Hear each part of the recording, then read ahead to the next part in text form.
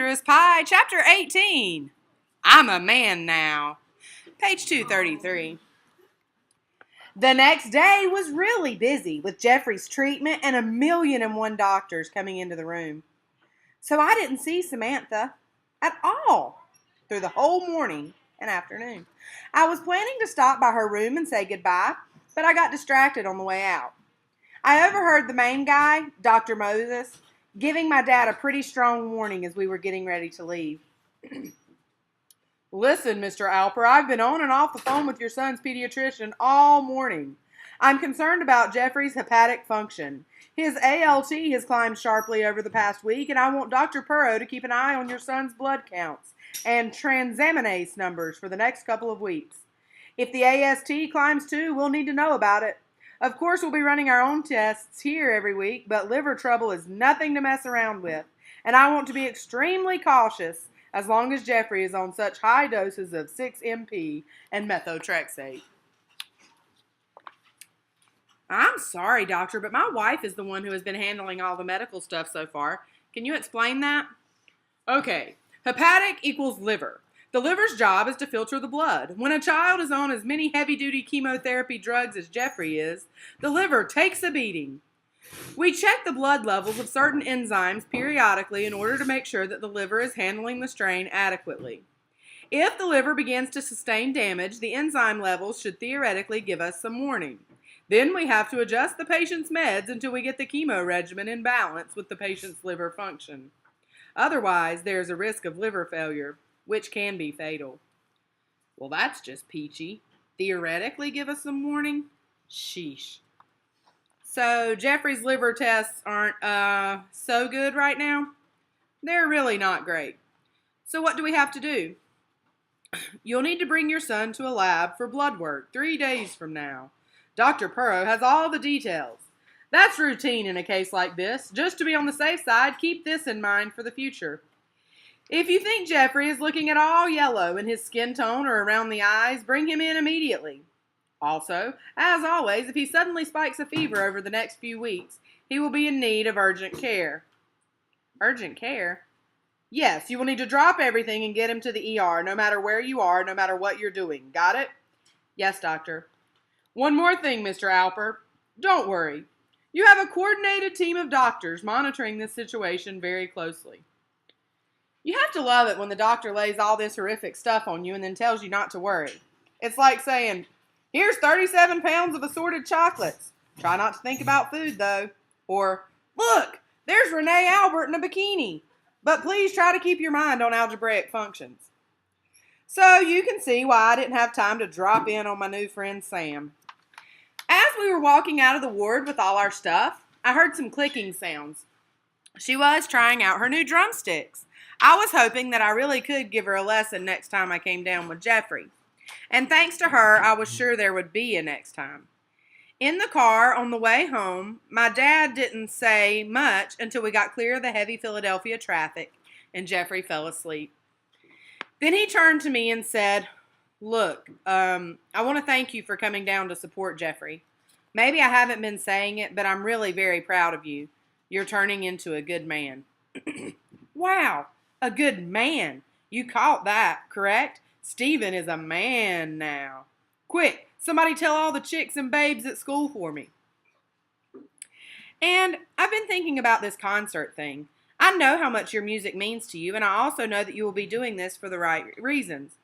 So even though I really don't think we need the help, you can go ahead with it. I'm not sure I'll be able to go with all the tax work I have to do this month and all, but I'm behind you in your decision. You aren't going to my concert? I'm just not sure, Stephen. I have a lot to get caught up on, and you know that these last few weeks before April 15th are crunch time for accountants every year. I'll do my best. My first thought when he said that was, wonderful, now that I'm a man, my dad can weasel his way out of going to my concerts. What's next? Maybe he'll stop buying food for me or rent out my room. Then, for possibly the first time since all of this had started, I stopped feeling sorry for myself and thought of other people's situations. It could have been worse. I could have been Annette, who had practiced all year for a concert she wouldn't play in. Or Sam, who might be dying all by herself in the hospital while her sister parties it up at college. Or Jeffrey. Speaking of Jeffrey, you should have seen how my mother charged straight to him when we pulled in the driveway. I guess she had gotten her strength back while we were gone, because she lifted Jeffrey up in a rib-crushing hug until he practically begged her to let him down. I guess I was still in my new manly, sympathetic mood, because normally I would have been standing around saying, until my mom noticed me too. But that day, I just looked at her with a new appreciation.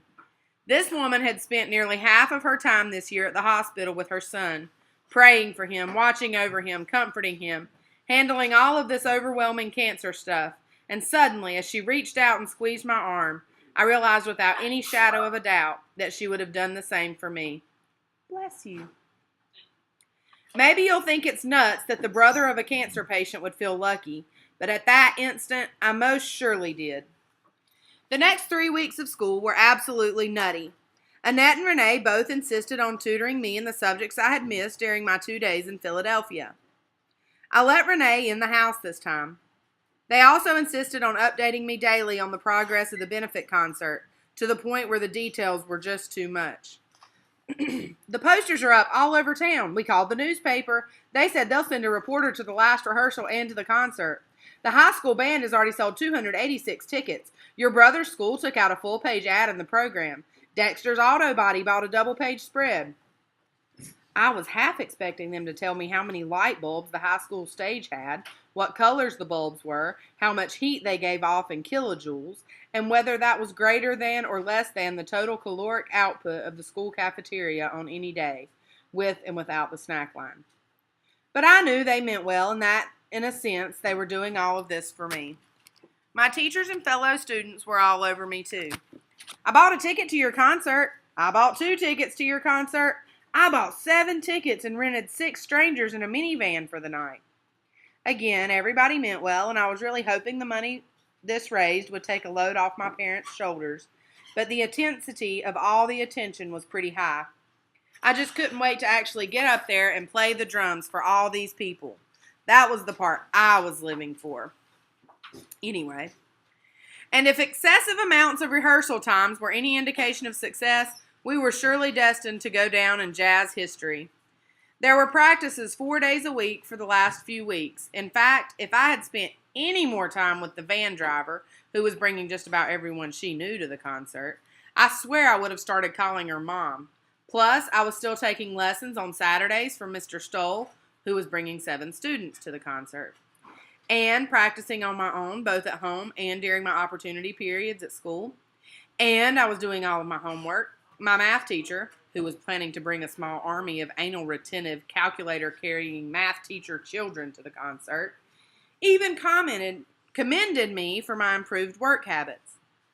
Speaking of improved work habits, I was also spending a ton of time reading. Mrs. Galley, 4 tickets and 1 booster ad, had called me down right before my big trip to the hospital with Jeffrey.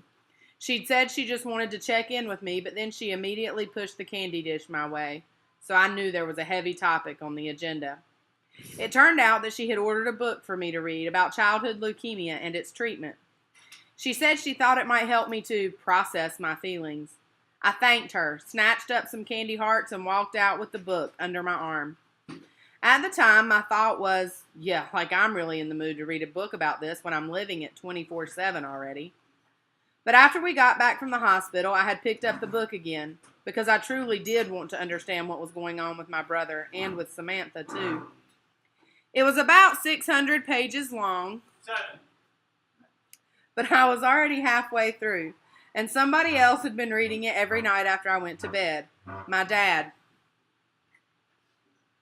I think reading it was helping both of us. It was like Mrs. Galley had said, I want to leave you with one thing to think about. Instead of agonizing about the things you can't change, why don't you try working on the things you can change? We couldn't change the fact that Jeffrey was sick, but we could make sure he knew what was going on. And if there was one thing I'd finally figured out, it was that your mind is something you always can change. And so everyone was rallying around Jeffrey. Everything was going well. Jeffrey's next 3 hospital stays were uneventful, and his blood counts and liver function tests were steady. Not great, but steady. Life was going about as well as it possibly could be expected, right up until the day of the concert.